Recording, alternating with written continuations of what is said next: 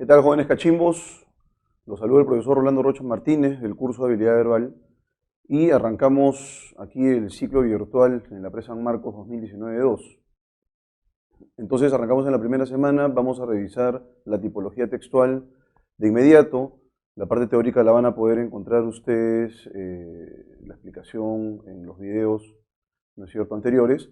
De manera que vamos a iniciar directamente con una serie de actividades que van a permitirnos reconocer los tipos de textos que enfrentamos y que vamos a enfrentar, por supuesto, no solamente en los cuadernillos semanales, sino también en las evaluaciones. Así que vamos a tener mucho cuidado con ello. El desarrollo va a ser progresivo y se va a tratar de un curso taller en el cual los textos van a ser resueltos con una lectura previa y luego con una explicación particular de cada una de las preguntas. Dicho esto, entonces empezamos el ciclo 2019-2. El tema de hoy es tipología textual. Muy bien, estimados cachimbos, entonces reconocemos que la habilidad verbal está vinculada con sustancialmente la comprensión de textos, ¿no?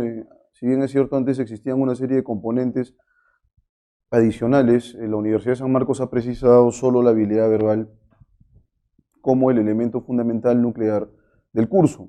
Y en ese sentido, lo que requerimos es que el alumno sea lector consistente, de pequeños fragmentos en este caso, pero que posteriormente esto se pueda ir afinando mucho más a fin de consolidar las estrategias lectoras que le sirvan al alumno también para efectos de su trabajo universitario.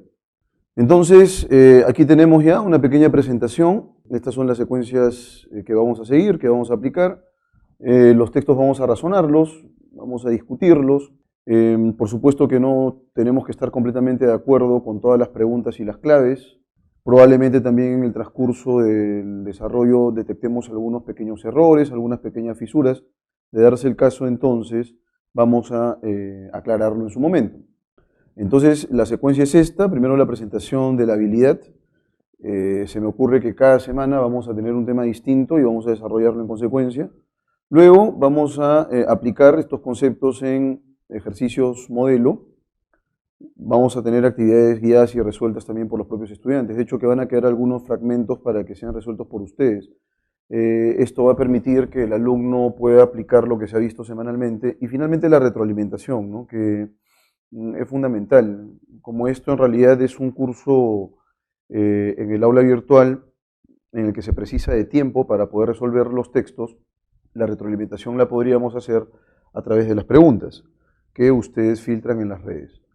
Muy bien, y entonces iniciamos con la actividad número 1. Y entonces lo que tenemos aquí es la tipología textual DECO. ¿En qué sentido se denomina tipología textual DECO? Bueno, se denomina así por una razón. Es un modelo de destrezas y competencias.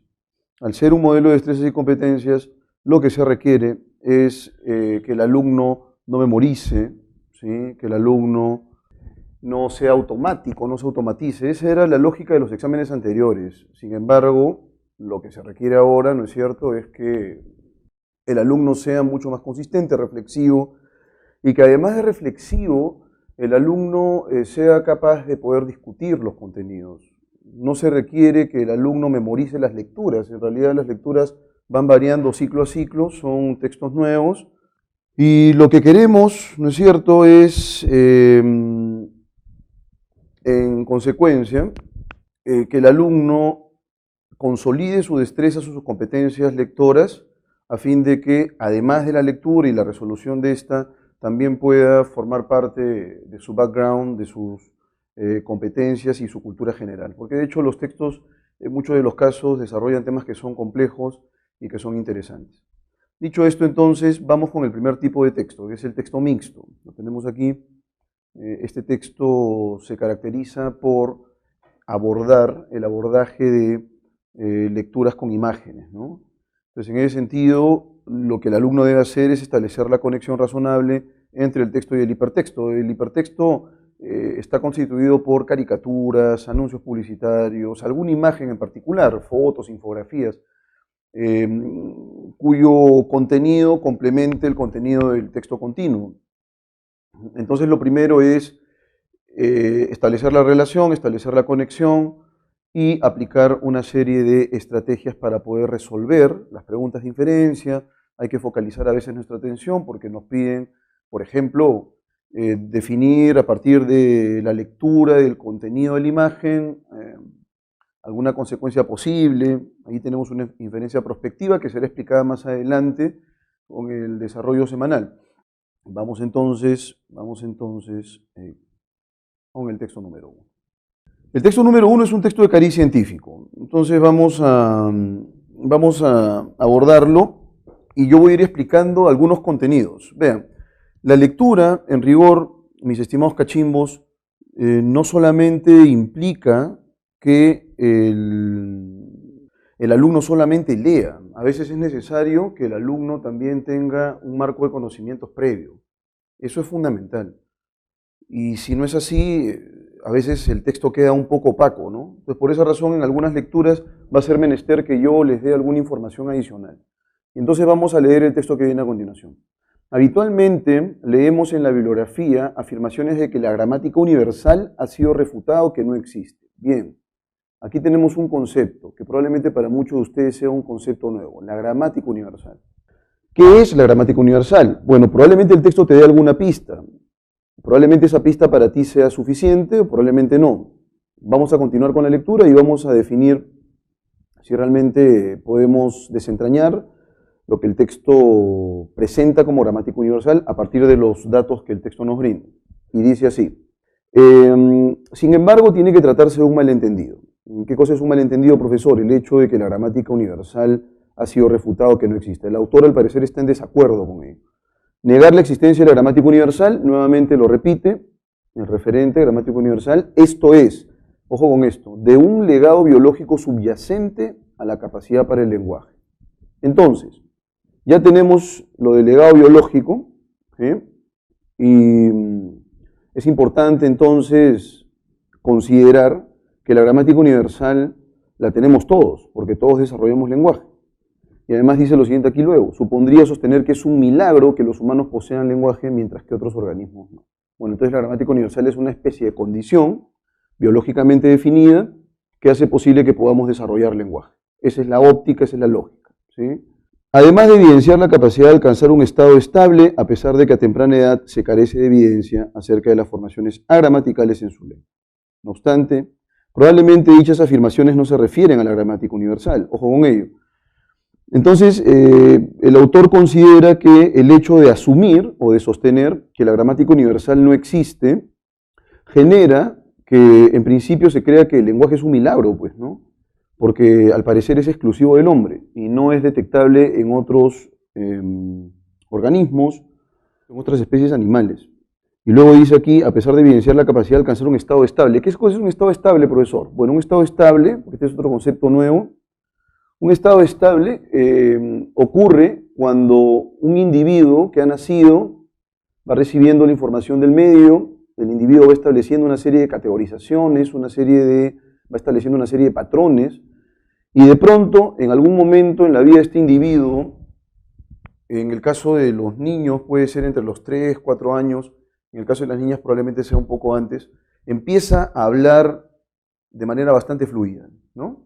Con los bemoles que eso implica, ¿eh? No es que el niño pues, pueda entender la ironía directamente, ni mucho menos, pero construye estructuras sintácticas complejas sin ningún inconveniente. Entonces, lo que tenemos aquí es que el estado estable, ¿sí?, supone que el niño entonces hace uso de la gramática de su lengua sin ningún inconveniente. Y eso, en realidad, por esa etapa hemos pasado todos. Al inicio el niño utiliza palabras, ¿no? Imagínense, el niño muere de hambre y quiere tomar leche, pues y dice teta, teta. Bueno, ahí tenemos un habla telegráfica, ¿no? Es una palabra en rigor, pero es una palabra con mucho contenido. Pero posteriormente el niño ya va elaborando construcciones mucho más complejas, de mayor complejidad. Construcciones subordinadas, empieza a flexionar los verbos, etcétera, etcétera. A eso se le denomina estado estable entonces. Y dice aquí, a pesar de que a temprana edad, o sea, cuando somos niños, se carece de evidencia acerca de las formaciones gramaticales en su lengua. Eso en realidad es cierto. El niño en realidad no posee un adiestramiento objetivo sobre lo que no existe en su lengua, o lo que no debe hacer en su lengua. ¿Cómo es eso, profesor? A eso se le llama evidencia negativa, ¿no? Nosotros cuando aprendemos una segunda lengua, siempre el profesor nos dice qué es lo que debemos hacer y no hacer en esa segunda lengua. En el aula de clases, si conjugamos mal el verbo, nos corrige, nos dice no, no se conjuga así, se conjuga de esta manera, por tal razón. Sin embargo, el niño no recibe ese tipo de información. El niño no es adiestrado, no le enseñan cuáles son las reglas, por ejemplo, de construcción de subordinadas en su lengua, cómo utilizar el participio en su lengua, cómo utilizar el gerundio en su lengua. Eso no ocurre, ¿no? Entonces, a pesar de que no recibe un adiestramiento objetivo, el niño alcanza ese estado estable. No obstante, dice aquí, probablemente dichas afirmaciones no se refieren a la gramática universal, los que piensan que están cuestionando la gramática universal, en realidad están cuestionando un objeto diferente, es lo que señala el autor, sino a generalizaciones descriptivas. Por ejemplo, los muy interesantes planteamientos de Joseph Greenberg sobre los universales lingüísticos. Profesor, ¿qué cosa es un universal lingüístico? El universal lingüístico es una condición general que ha sido rastreable a través de la descripción sistemática de las lenguas particulares.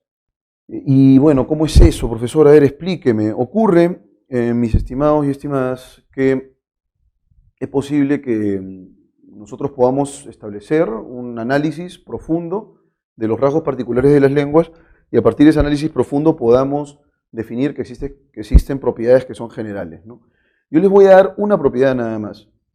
Por ejemplo, se sabe que las lenguas del mundo, por lo menos las que han sido registradas, documentadas hasta el momento, todas, sin excepción, presentan un tipo particular de sonidos denominados sonidos oclusivos sordos.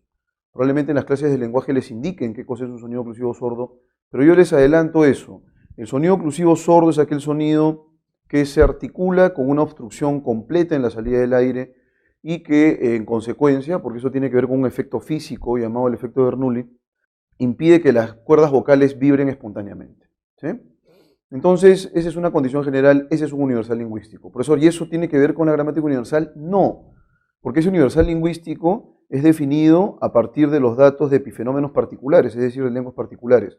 La gramática universal es una condición muy abstracta con la cual nacemos todos, o sea, es parte del equipamiento cerebral y ese equipamiento cerebral luego nos va a permitir adquirir, desarrollar lenguaje y se manifiesta eso a través de la habilidad que tenemos para comunicarnos en cualquier lengua o hablar en cualquier lengua, no necesariamente comunicarnos, porque el lenguaje en rigor cumple una serie de funciones.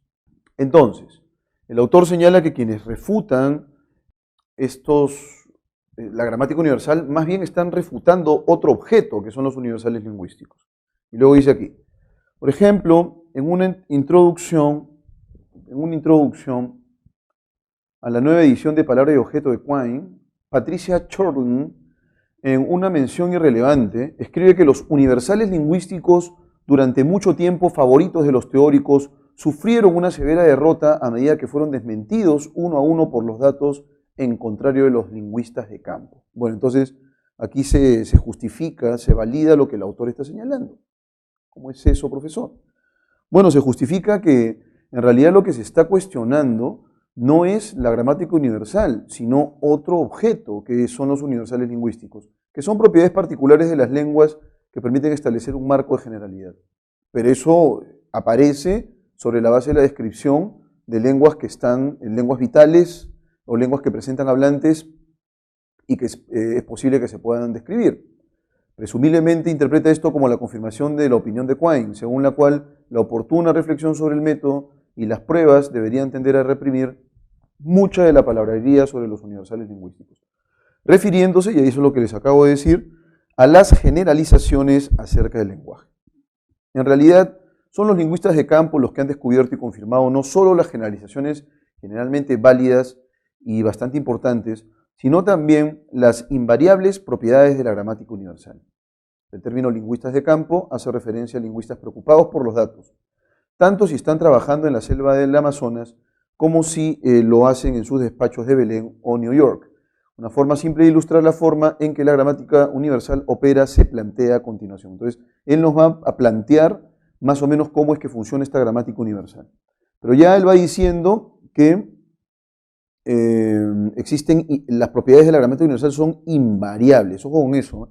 Eso quiere decir que todas las personas vamos a tener el mismo estado inicial, ¿no? El cerebro va a tener las mismas condiciones, salvo por supuesto, pero este es un adelanto ya que les doy a ustedes, salvo por supuesto que, digámoslo así, el individuo nazca con algún tipo de lesión cerebral, ¿no? Ese ya no es una condición general, pues es una condición extraordinaria. Y eso probablemente tenga algún inconveniente si acaso la lesión cerebral afecte alguna de las áreas que están interactuando para desarrollar nuestras habilidades lingüísticas. Vamos entonces con la imagen, porque se trata de un texto mixto. Y bien, tenemos ahí una pequeña tabla. Ahí tenemos la tabla 1, la relevancia de la gramática universal en el desarrollo lingüístico. Los seres humanos nacen con la facultad del lenguaje gramático universal. Ojo con eso, nacemos con ello. El estímulo lingüístico parcial e incompleto activa los módulos de la gramática universal. ¿Dónde están, profesor, esos módulos? Aquí lo dice, en la mente-cerebro del pequeño, del recién nacido. El niño percibió desde su nacimiento el estímulo de oraciones en una lengua particular. Y ahora hay que tener mucho cuidado con ello, ¿no? Uno dice, pero profesor, ¿acaso no dice que el niño recibe estímulo? Entonces hay un factor externo, la enseñanza. No. Es como si te lanzaran al mar desnudo teniendo apenas meses. Te lo explico. Cuando uno aprende una segunda lengua, de manera artificial, en un centro de idiomas, va desde las estructuras más simples hasta las más complejas, ¿no? En un adiestramiento objetivo que es secuencial, que es progresivo. Sin embargo, a ninguno de nosotros nos han iniciado en el conocimiento del castellano a través del básico 1 en castellano, el básico 2 en castellano, ¿no? O sea, tus padres no se han puesto de acuerdo, oye, ¿sabes una cosa? Ya que nuestro hijo está pequeño, hablemos en básico 1 de castellano. Eso no ha pasado. Todos a muy temprana edad hemos empezado en el avanzado de español, ¿no? Nos han inmerso en el avanzado de español y eso es lo que ha ocurrido, ¿no? Entonces, eso no ha sido para nosotros un obstáculo, a pesar que nuestros padres y las personas que nos han rodeado han explicitado la lengua en avanzado, nosotros hemos hecho uso de la lengua particular. Y eso es lo que pasa al final, miren. El niño desarrolla la capacidad de hablar la lengua particular. Aquí estamos frente al estado estable. Este es el estado estable del que se hablaba en la lectura. Profesor, y esto de acá, este es el estado inicial, con el que todos nacemos. Y si todos nacemos con el estado inicial, entonces las características son invariables, como señala el autor. Bueno, espero que esta aclaración de la lectura, porque definitivamente es un texto bastante denso, es un texto técnico, es un texto científico, y es nada menos un texto que el texto de Noam Chomsky. Noam Chomsky, que es un lingüista reputadísimo, es un lingüista que ha revolucionado el escenario lingüístico en la segunda mitad del siglo XX, ha puesto, digamos, las indagaciones lingüísticas en el centro del debate y que tiene, pues, hipótesis muy sugerentes, ¿no? Entonces, en ese sentido es un texto que tiene cierta densidad conceptual y por esa razón me he permitido aclarar algunos conceptos. Espero que hayan sido claros, pero si acaso hay algún elemento en particular que no haya sido claro, no dudes por favor en preguntar. Vamos ahora sí con la resolución de preguntas en rigor. ¿Cuál es el tema central del texto? Bueno, ahora ustedes saben que el examen de admisión ha variado, ¿sí? Y entonces lo que tenemos que hacer ahora es abordar la pregunta y resolverla con base en 4 claves. Solamente son 4 las claves que vamos a abordar ahora. Y entonces, dicho esto, vamos a arrancar con la primera pregunta. ¿Cuál es el tema central del texto? La plausibilidad. Profesor, ¿qué es plausibilidad? La palabra plausibilidad, voy a colocarlo aquí, es cualidad de plausible. Profesor, ¿y qué es plausible? Aceptable, admisible. ¿Sí? Aceptable, admisible. Entonces, ¿qué es, profesor? Aceptabilidad, admisibilidad, si se me permite este neologismo. La plausibilidad de la gramática universal a pesar de los aparentes cuestionamientos. B, la gramática universal y las impugnaciones acerca de su existencia. Los acertos medulares del desarrollo lingüístico de los seres humanos. El rol del lingüista de campo en la detección y la explicación de la gramática universal. Entonces, ¿cuál sería la clave en rigor, mis estimados cachimbos? El autor en realidad se decanta por asumir que el concepto de gramática universal, y la gramática universal no solamente como una abstracción, sino como, digamos, un objeto rastreable en la vida humana, es aceptable, a pesar de que algunos cuestionan su existencia y creen que la han cuestionado sobre la base del cuestionamiento de otro objeto, que son los universales lingüísticos. Entonces, ¿cuál sería la clave correcta? La clave correcta es la alternativa A, la aceptabilidad de la gramática universal a pesar de los aparentes cuestionamientos. La palabra invariable, ¿qué implica? Invariable implica que todos nacemos con las mismas condiciones, ¿no? Y en ese sentido hace alusión al carácter homogéneo del estado inicial del lenguaje humano. Nacemos todos con las mismas condiciones, salvo que exista algún inconveniente. Ya les había dicho yo a ustedes, las lesiones cerebrales pueden ser apremiantes en el caso de personas que cumplen algún tipo de, o desarrollan algún tipo de afección, ¿no? Y que requieren terapia de lenguaje, qué sé yo. Algunas en realidad, las afasias, las dislexias, que están vinculadas con lesiones cerebrales, ¿no? Entonces, salvo eso, salvo esas condiciones excepcionales, efectivamente estamos frente a, digamos, un estado inicial que es homogéneo. Y así es como debemos entenderlo. Vamos ahora con la pregunta número 3. Arrancamos con la pregunta número 3 de inmediato. De acuerdo con el texto, determina el enunciado incompatible con el postulado de la gramática universal. ¿Sí? ¿Cuál es, digamos, ese enunciado? Tenemos que detectar aquí aquella información, estamos de acuerdo, que es contraria a lo desarrollado en el texto, ¿sí? Y aquí en realidad nos están dando una cuestión muchísimo más ceñida, ¿no? Es incompatible, dice, con el postulado de la gramática universal, o sea, con el concepto principal. Y si es con el concepto principal, mis estimados, ¿sí? Si es con el concepto principal, eso va a suponer algo interesante, ¿no? Va a suponer que la incompatibilidad sea una incompatibilidad fuerte, porque está cuestionando la gramática universal, que es finalmente el tema central del texto, no es el tópico central. Dice aquí, el autor defiende que los aspectos de la gramática universal son necesarios para aprender las lenguas. Esa es la A. El niño necesita percibir ciertos estímulos verbales para desarrollar su gramática mental. Las mutaciones de la gramática universal operan de forma muy antigua y son de naturaleza particular. Finalmente, la facultad del lenguaje madura internamente hasta la elaboración de una gramática particular. Y entonces, ¿cuál sería la aseveración incompatible? ¿No es cierto? Eso es lo que tenemos que detectar. Y entonces, uno diría que en el caso de la alternativa A vamos a hacerlo poco a poco, palmo a palmo, ¿sí? Vamos con la alternativa. El autor defiende que los aspectos de la gramática universal son necesarios para aprender lengua. Sí, en realidad el autor señala o incluye la palabra aprendizaje en alguna parte del texto. Voy a establecer yo la correlación aquí con la lectura. La capacidad de alcanzar un estado estable a temprana edad, aunque se carezca de evidencia acerca de las formaciones agramaticales en su lengua. Dice aquí, no obstante, probablemente dichas afirmaciones no se refieren a la gramática universal, sino a generaciones descriptivas. Y entonces, el niño desarrolla la capacidad de hablar, hay un desarrollo endógeno. Entonces, el niño necesita, en principio, recibir los estímulos verbales, la gramática se va desarrollando internamente, y bueno, posteriormente lo que va a ocurrir es que el niño ya alcanza un estado estable y es cuando el niño empieza a hablar, ¿no? Las mutaciones de la gramática universal operan de forma muy arcana y son de naturaleza particular. Aquí la clave correcta es la alternativa C.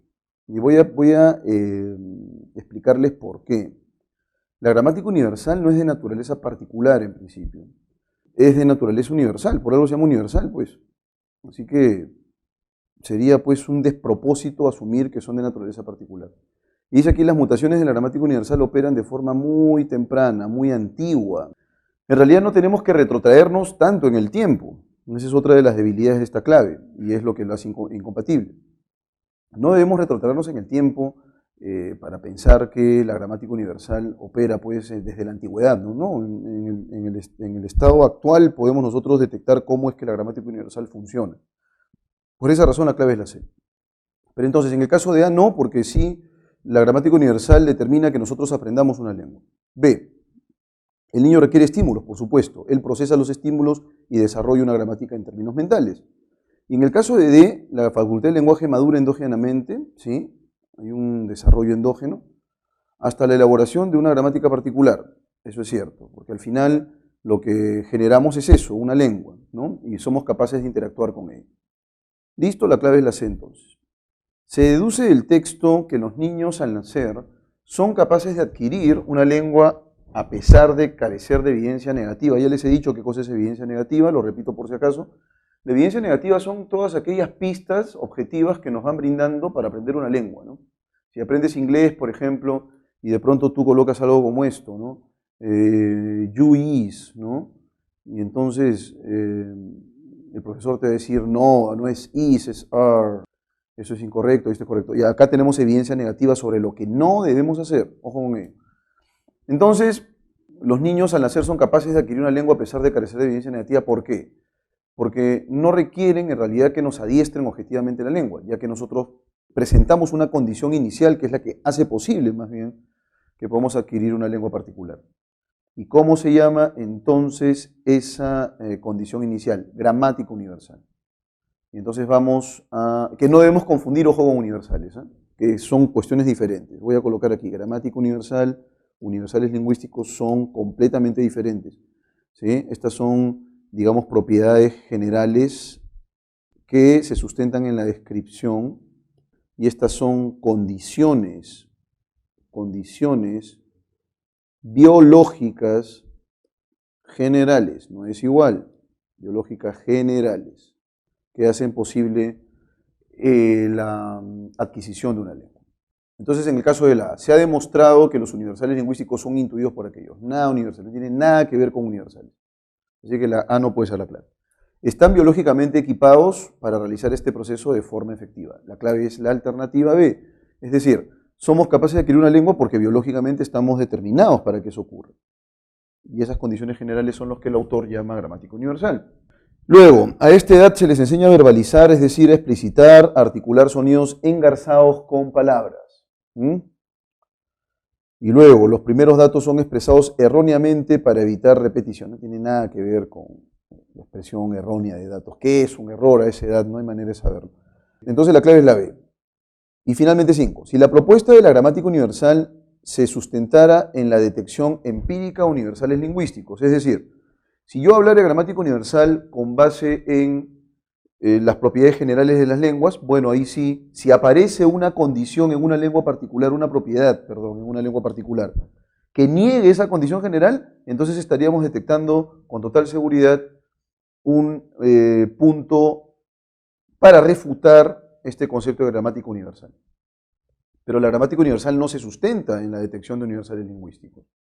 A, los acertos para cuestionar a Quine serían usados contra el lingüista de campo. No tiene nada que ver eso. Más bien, si quien plantea la gramática universal más bien considerara que esta gramática universal está vinculado con universales lingüísticos, ese sería un tremendo error. El innatismo lingüístico sería planteado por Joseph Greenberg con datos sólidos. Bastaría con un contraejemplo en una lengua para evidenciar su inconsistencia. Esa es la clave, ¿no? Profesor, las lenguas registradas hasta el momento tienen oclusivas sordas. ¿Esa es una propiedad general? Sí. ¿Ese es un universal lingüístico? Sí. Bueno, y por esa razón yo pienso que la gramática universal existe. Sí, está bien. Bueno, y si aparece una lengua que carece de oclusivas sordas, ya tenemos un contraejemplo. Y si tenemos un contraejemplo, eso quiere decir entonces que el concepto no es un concepto tan consistente o sólido como esperamos. Listo.